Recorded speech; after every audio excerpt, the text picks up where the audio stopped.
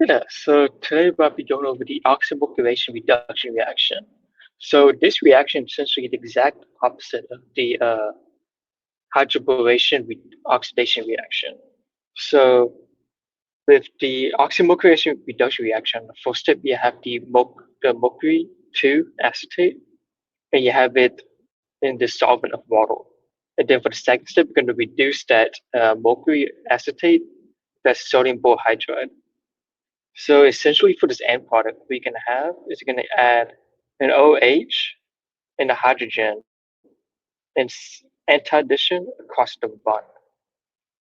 And the OH gets added Markovnikov. So by Markovnikov, it means the OH gets added to the carbon that's most substituted. Or in other words, you can think of it as the OH or the hydroxy group gets added to the carbon with the least amount of hydrogens, which is shown here. And by anti-addition, it means that the OH will get added on a wedge, or and the hydrogen will get added on a dash, or the exact opposite. So you can have the first particle shown on top, or you can have the OH get added on a dash, and the hydrogen gets added on a wedge.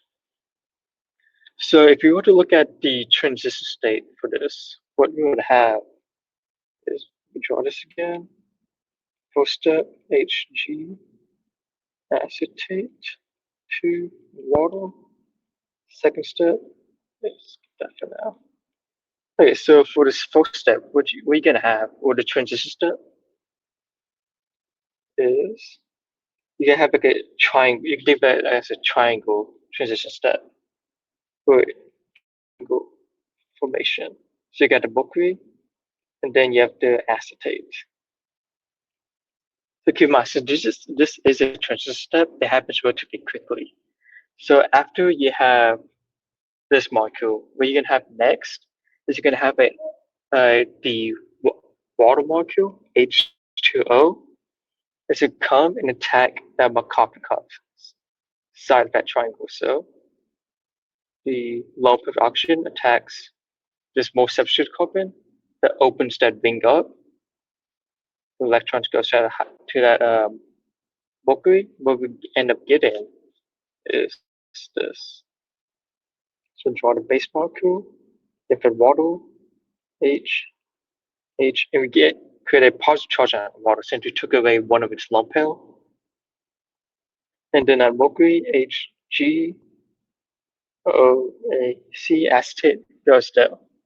And then with that second step, that reduction step, all it's going to do is it's going to act on it's going to reduce that mercury acetate into an hydrogen. So it's the end product, OH, H. And again, we can also get a racemic product in that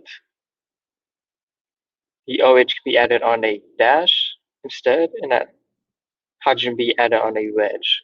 So it'd be added anti-addition to each other.